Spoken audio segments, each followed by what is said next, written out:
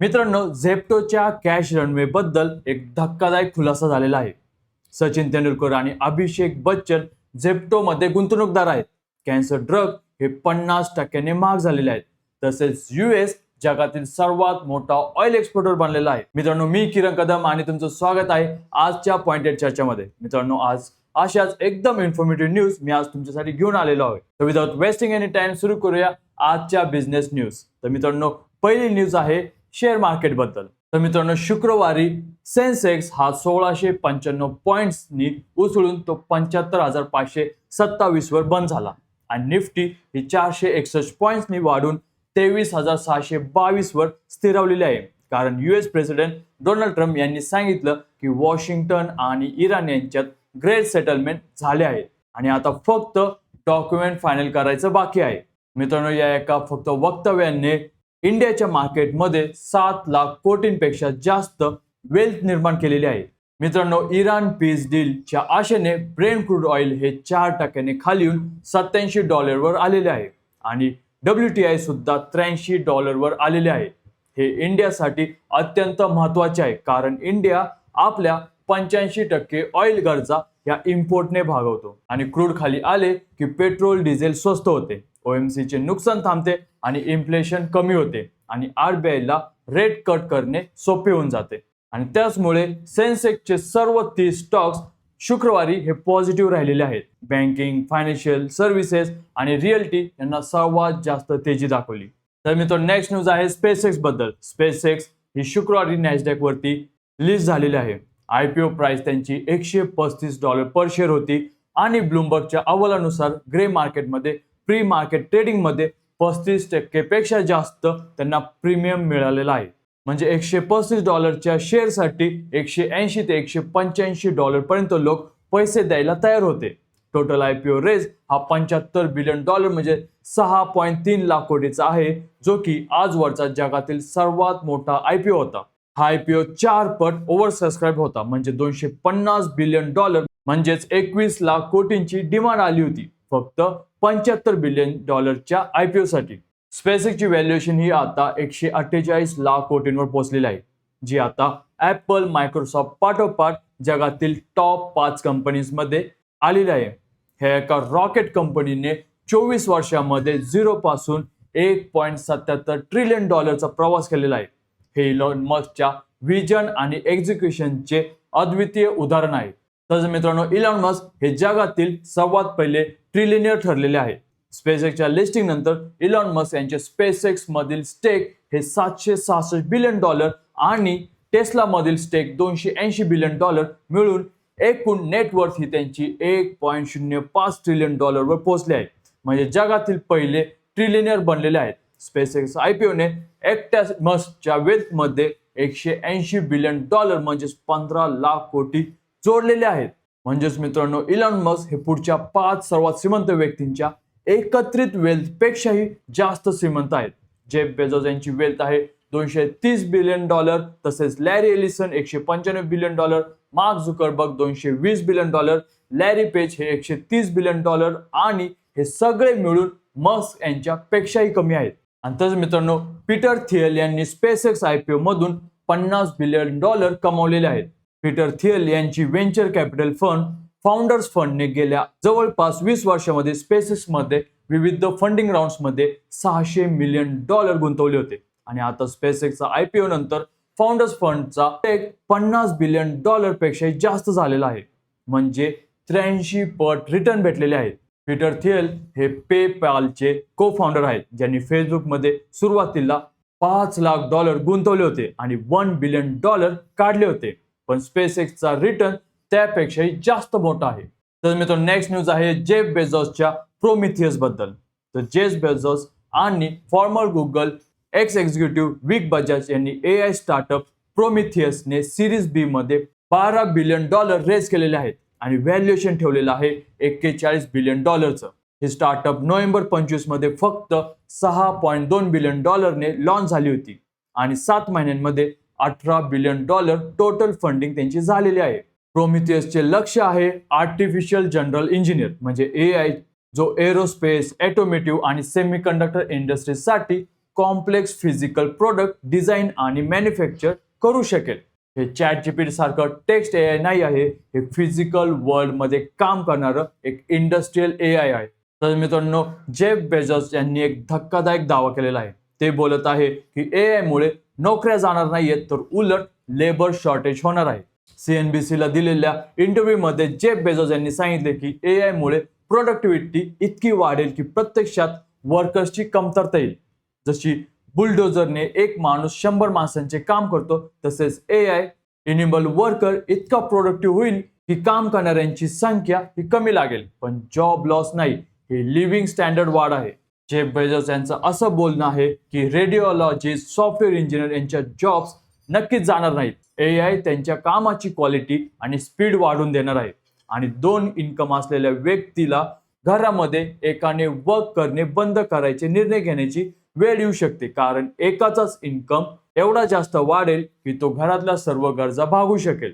पण मित्रांनो, actual environment मध्ये काय चाललंय? 2026 मध्ये आधीच 1 लाखापेक्षा जास्त टेक जॉब्स ऑलरेडी गेलेले आहेत आणि AI हे त्याचे प्रमुख कारण आहे.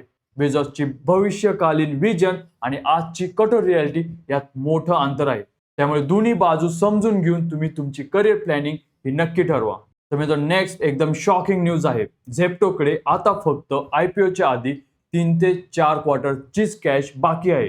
बँक ऑफ अमेरिकेच्या अहवालानुसार झेप्टोकडे फायनान्शियल इयर 26 मध्ये 2,970 कोटींचा नेट कॅश होता आणि कंपनीचा Q4 FY26 मधील फ्री कॅश आउटफ्लो हा 802 कोटी प्रति क्वार्टर आहे. म्हणजे या रेटने कंपनीकडे फक्त 3.7 क्वार्टर्स म्हणजे जवळपास 10 ते 11 महिन्यांचा कॅश रनवे उरलेला आहे.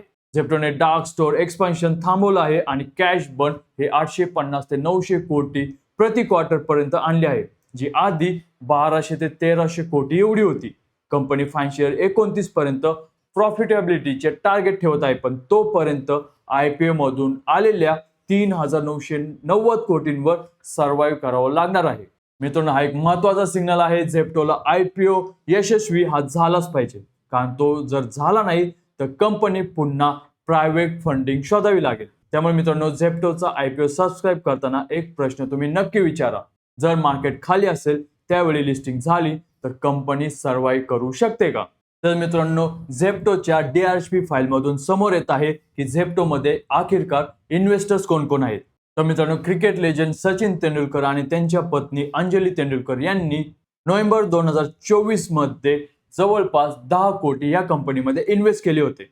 तसेच अभिषेक बच्चन यांनी सुद्धा 15 कोटी ह्या कंपनीमध्ये इन्व्हेस्ट केलेले आहेत. मित्रांनो, इंडियामध्ये सेलिब्रिटी इन्व्हेस्टर असलेल्या स्टार्टअपचा IPO अनेकदा रिटेल इन्व्हेस्टर्सना इमोशनली अपील करतो.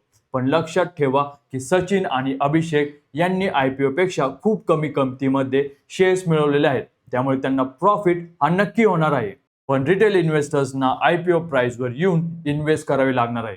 तर मित्रांनो, नेक्स्ट न्यूज आहे लेन्सकार्ट बद्दल. तर अबू धाबी इन्व्हेस्टमेंट अथॉरिटी म्हणजे ADIA च्या प्लॅटिनम जास्मिन 2018 ट्रस्टने 11 जून 2026 रोजी 490 पर शेअरच्या या दराने 4 कोटी शेअर ब्लॉक डील मार्फत विकलेले आहेत, ज्याचे एकूण मूल्य हे 1,906 कोटी होते. यामध्ये Morgan Stanley, Goldman Sachs, Kotak mutual fund, SBI mutual fund असे 19 प्रतिष्ठित इन्व्हेस्टर्स होते. कोटक महिंद्रा असेट मॅनेजमेंटने सर्वात जास्त 1.27 कोटी शेअर हे 626 कोटींना खरेदी केलेले आहेत.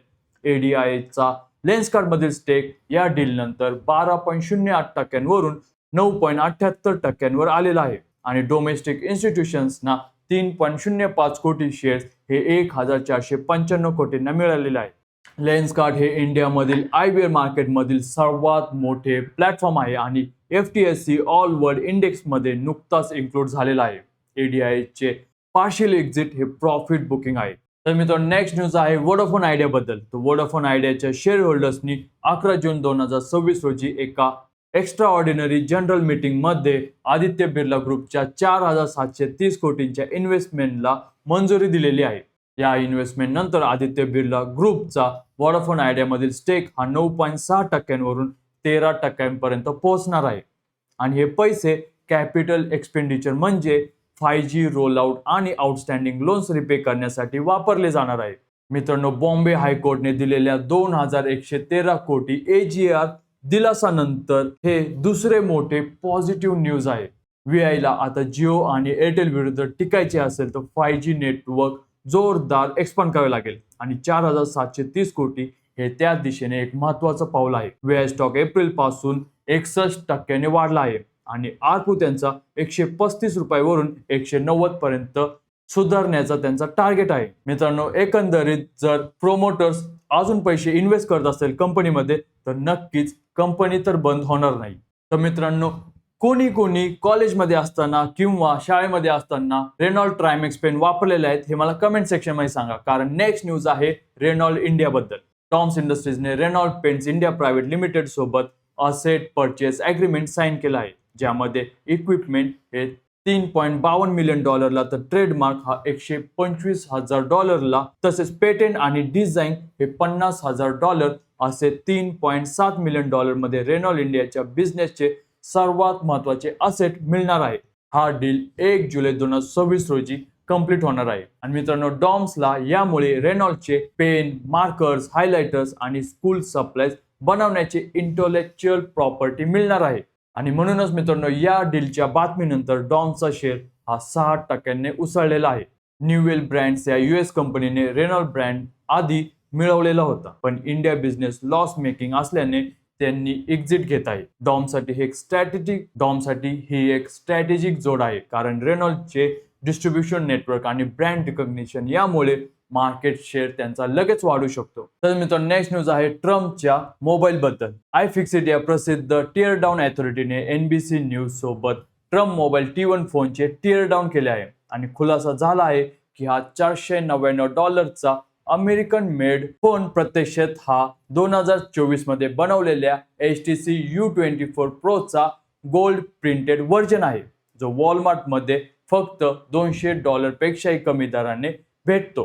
ट्रम्प मोबाईलने या फोनला break through in American hardware engineering म्हणून मार्केट केले होते, पण टिअर डाऊन मध्ये सापडले की चायनीज पार्ट्स, तैवानचे HTC डिझाईन आणि 2024 चे इंटरनल्स हे सगळे सापडलेले आहेत. ओरिजिनल HTC U24 Pro हा $199 ते $249 येतो.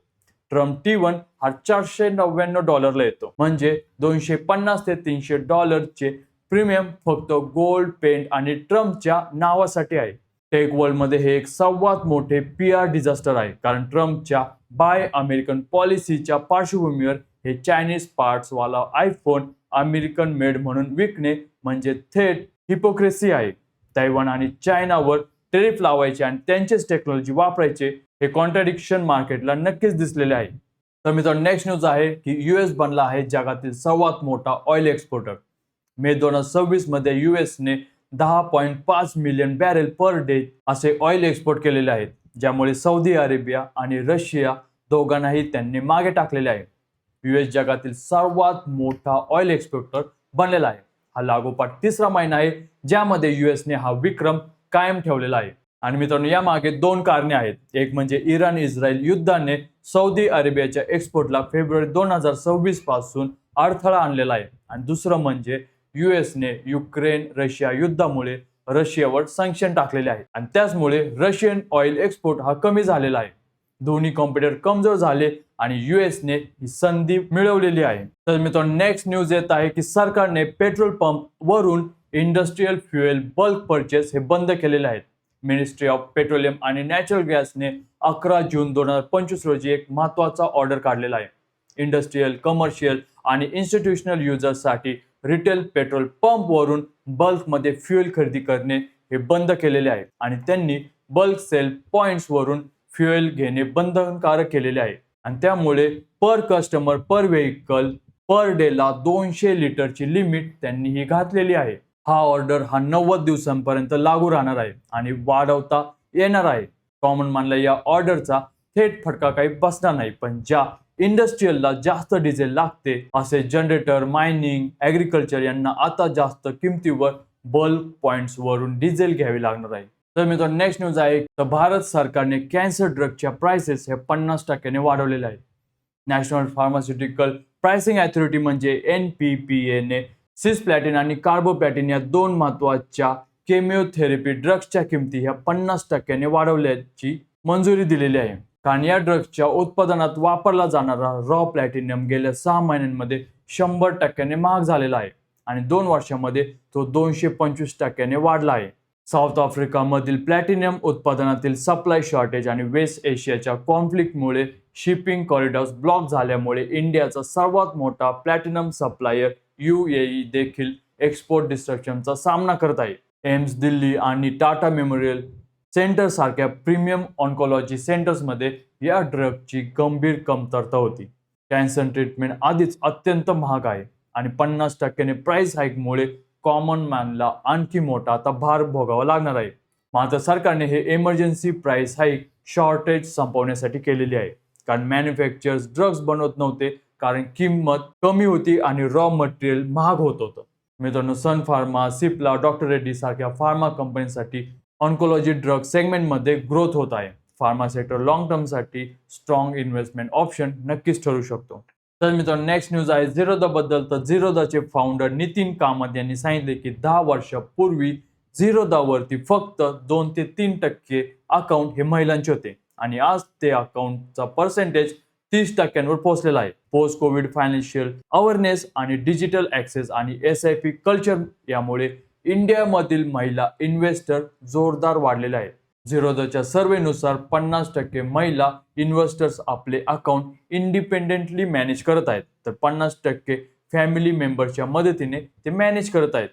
महिला इन्व्हेस्टर्स ह्या म्युच्युअल फंड्स आणि लॉंग टर्म स्टॉकमध्ये जास्त गुंतवणूक करतात आणि त्याचा ट्रेडिंग फ्रिक्वेन्सी ही पुरुषांपेक्षा कमी असते, जो एक स्मार्ट इन्व्हेस्टमेंटचा अप्रोच आहे.